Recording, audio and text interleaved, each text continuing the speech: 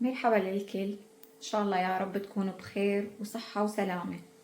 واليوم عنا وصفة صغيرة واللي هي لوبية المكدوس.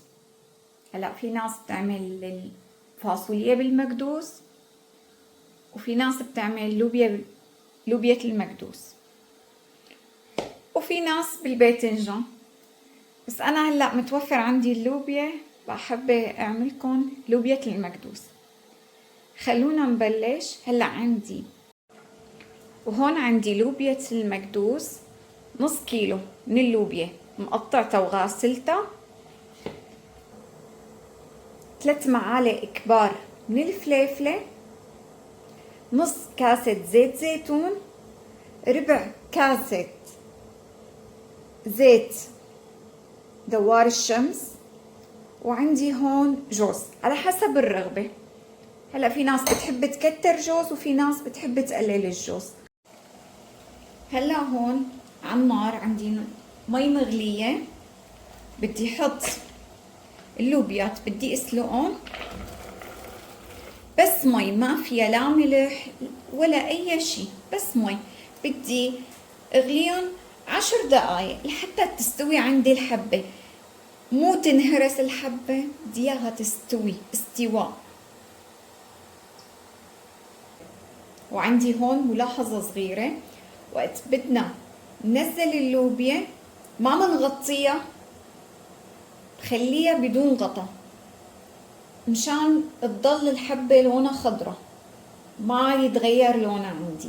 وبس تخلص دغري بنزلها على مي باردة.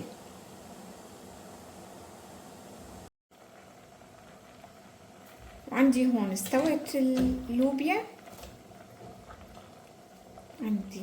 اللوبيا، بقيمة من المية السخنة بحطها على مي باردة،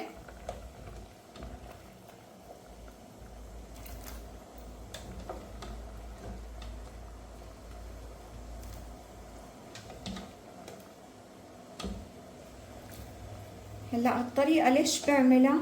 عشان نوقف عملية الاستواء تبع اللوبيا. انا ما بدي اياها وبتضل خضرة، اذا برفعها دغري من النار على البارد كمان بتضل خضرة. هلا مثل ما شايفين هون بتركها 3 دقايق وبعدين بصفيها. هلا هون خلونا نبلش بالحشوة. عندي 3 فصوص من الثوم، حط لها رشة ملح ودقهم. هلا بعد ما ندقوا عندي ناعم الثومات،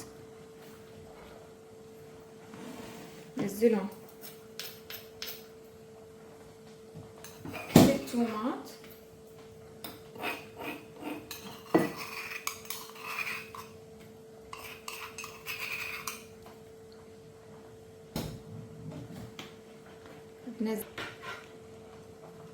وبنزل 3 معالق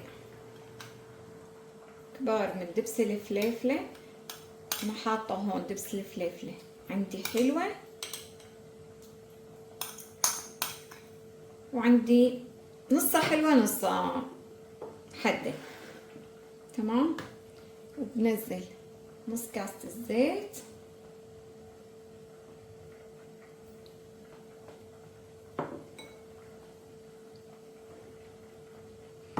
وعندي هون ربع كاسة الزيت دوار الشمس. هلا ليش بنزل دوار الشمس؟ لانه النوع اللي عندي الزيت حد، بحط نص بربع. وهلا هون كمان عندي جوز، هلا هي نص حبة، انا بس هكسرها تكسير بايدي مثل ما شايفين، يعني 4 قطع تطلع بس.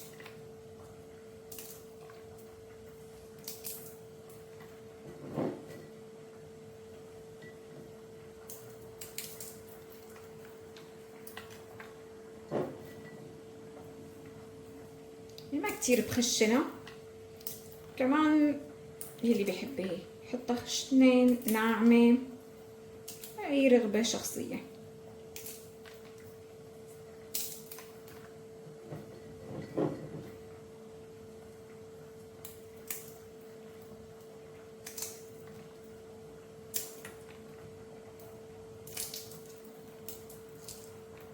هلا هون عندي نص كيلو لوبيا، حط لهم نص كيلو جوز او حسب الرغبة، ما فيني قيدك بالجوز او ما فيني قيدك بالكمية، بجوز انتي الكمية تعمليها اكبر. هيك فرناهم. القطية بتطلع ما بفرم على الماكينة لانه الماكينة بتنعمها كتير.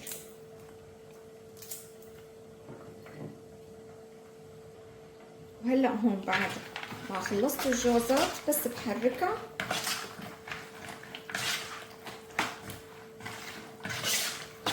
هلا ما بضيف ملح بسبب بجوز الفليفله تكون عندي دبس الفليفله يكون مالح، لهيك ما بضيف الملح لحتى اتاكد منها كلياتها. هلا بس لحط اللوبيا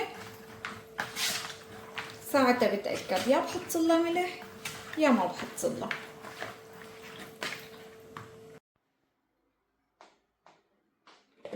بعد ما خلصت اللوبيا، بعد ما سلقتها حطيتها بالمي الباردة صفيتها، وهلا هحطها فوق الحشوة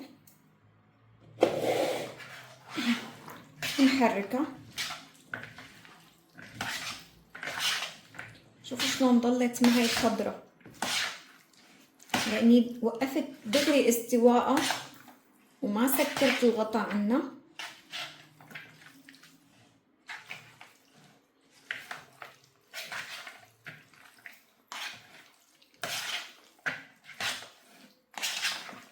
هلا بعد ما خلصت معي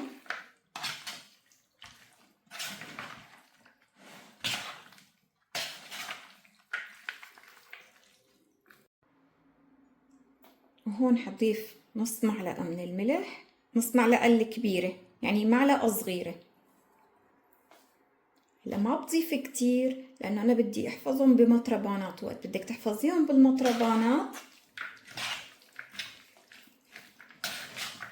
والثوم موجود بقى بيعطيها شوية حموضة، وأنا ما بدي كتر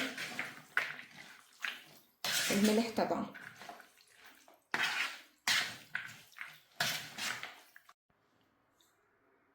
وهلأ هيك بعد ما خلصت معنا اللوبيا المكدوس بتتقدم مع بندورة مع نعناع أخضر، وإذا حدا بيحب مع كاسة شاي كمان، والخبز العربي. وهي الكمية كلياتها اللي طلعت معنا. هلأ فينا نضغطها ونحطها فينا بمطربانات وفينا بالعلبة إذا بتحبوا. وهي وصفتنا، إذا عجبتكم لا تنسونا من اللايك والشير والسبسكرايب، وتكتبوا لنا تعليق حلو مثل حكايتكم لتنزلكم الوصفات أكتر وأكتر، وتكونوا تشجعونا بتعليقاتكم.